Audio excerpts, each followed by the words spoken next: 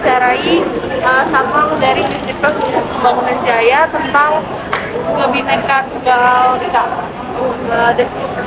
Ini dengan siapa? Perkenalkan, nama saya Bakti Sutioso. Saya di sini sebagai security non-sip. Perkenalkan, nama saya Muhammad Rafael dari Prodi Psikologi. Akan mewawancarai Bapak Dodi sebagai dosen, yaitu sebagai narasumber kita pada hari ini. Bismillah, Assalamualaikum warahmatullahi wabarakatuh. Perkenalkan, nama saya Yusuf Iskandar.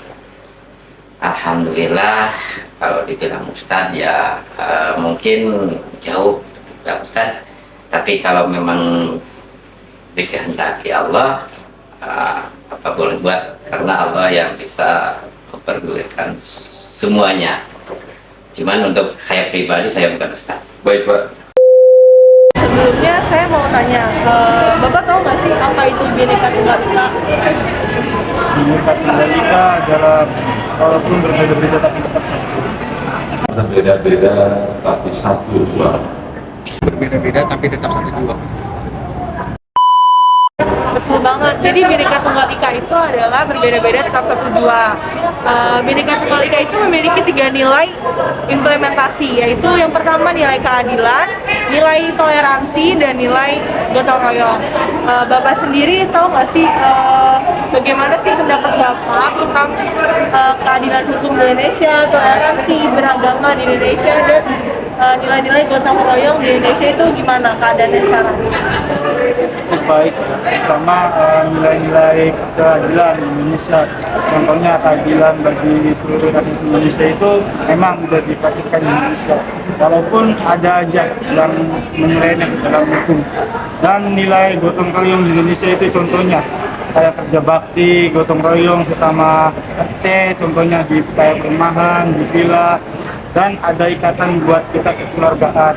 Nah, toleransi itu kayak semacamnya kita berbeda-beda agama tapi tetap satu, saling menjunjung tinggi agama masing-masing.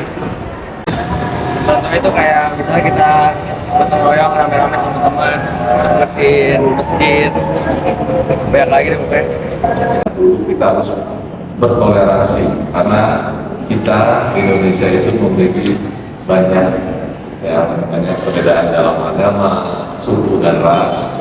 Oleh karena itu kita bisa saling menghormati, saling menghargai terhadap perbedaan tersebut, tetapi kita tetap satu bangsa Indonesia.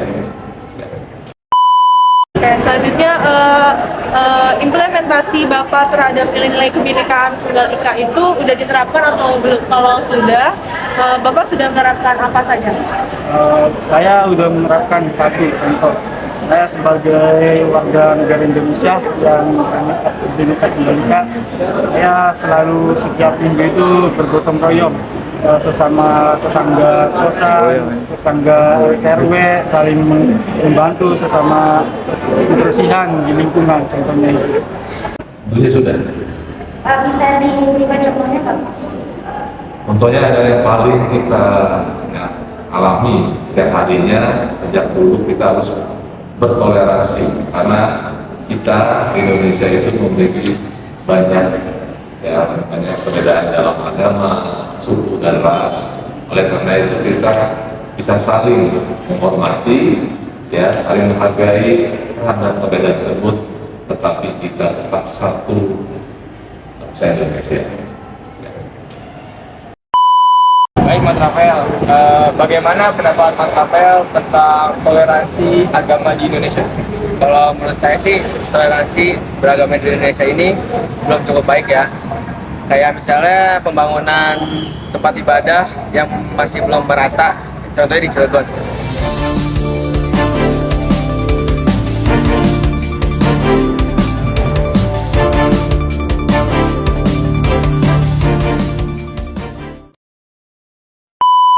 Rafael, kan di Indonesia ini sudah ada polisi, TNI, jaksa, dan menurut Mas Rafael nih, apakah keadilan di Indonesia sudah merata?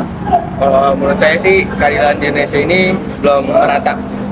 Kayak contohnya, zaman sekarang ini kayak tajam ke bawah, tumpul ke atas. Jadi kayak yang di atas itu kayak nggak bisa disenggol-senggol gitu. Oke. tentunya pemerintah kita sudah membuat undang-undang tentang keadilan sama warga negara. Walaupun pada pelaksanaannya memang ada proses ya. Keadilan itu wajib ditegakkan secara hukum dari mulai dari bawah yang tertinggi itu harus menegakkan prinsip-prinsip daripada dasar Islam. Kalau misalkan masih ada yang merasa belum belum tegakkan keadilan, tentu sekarang sudah zamannya bisa mengajukan kepada pemerintah hak yang sama sehingga toleransi dan saling menghargai dalam. Ya, Bismillah. Pertanyaannya mungkin mengenai Pancasila dan juga hukum-hukum yang berlaku di tanah air Indonesia ini, ya. Mungkin untuk saya pribadi secara prinsip mungkin bukannya saya paham dan tahu agama, cuman kalau untuk pemerataan keadilan yang seperti tadi dilontarkan pertanyaannya,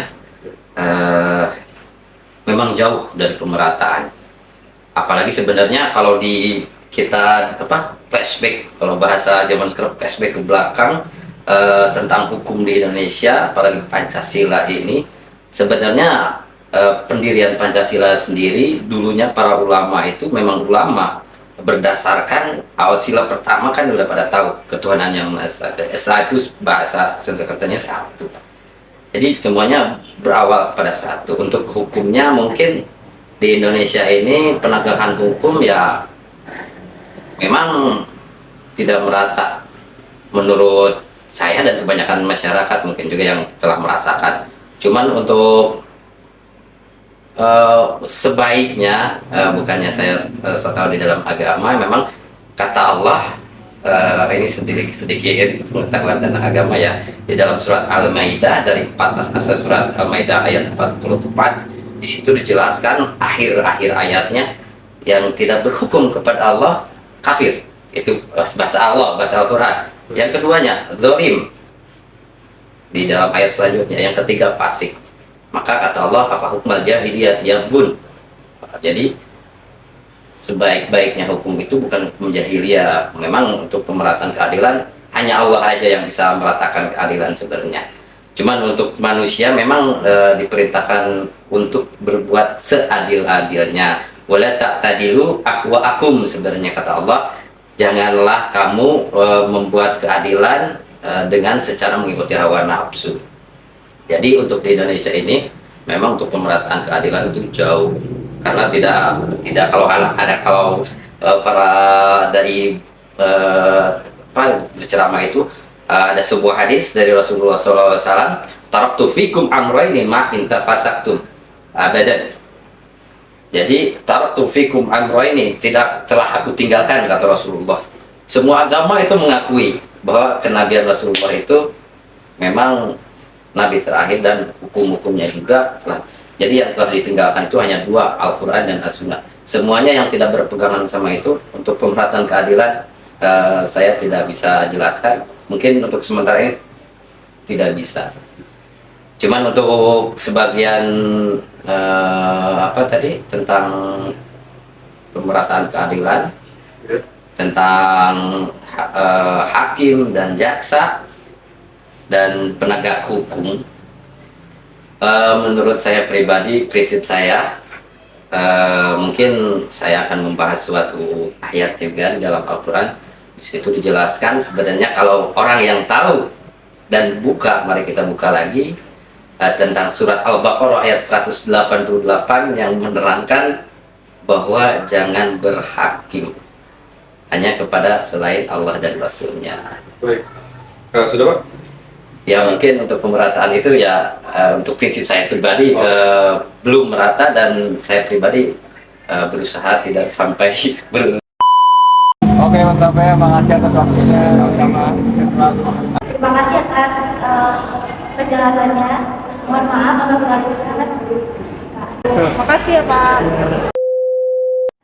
Jadi kesimpulannya adalah arti dari semboyan Bhinneka Tunggal Ika adalah kalimat yang bermakna berbeda-beda tetapi tetap satu tujuan dan memiliki tujuan penting yang bisa diwujudkan oleh setiap warga negara, sehingga dalam mewujudkan hal tersebut dapat dilakukan dengan cara: satu, menunjukkan toleransi secara beragama dan berbudaya; yang kedua, saling tolong-menolong dalam kehidupan bermasyarakat; yang ketiga, selalu bermusyawarah untuk mencapai mufakat; yang keempat, yang terakhir, tidak membuat ujaran kebencian baik di media sosial atau lingkungan sekitar yang mengacu pada SARA agar mencegah terjadi perpecah belahan dan permusuhan. Sehingga dapat dikatakan bahwa Bhinneka Tunggal Ika adalah semboyan sebagai pemersatu bangsa Indonesia walaupun berbeda-beda dari segi suku, agama, ras, budaya, bahasa, maupun golongan. Sekian dari kelompok kami, terima kasih.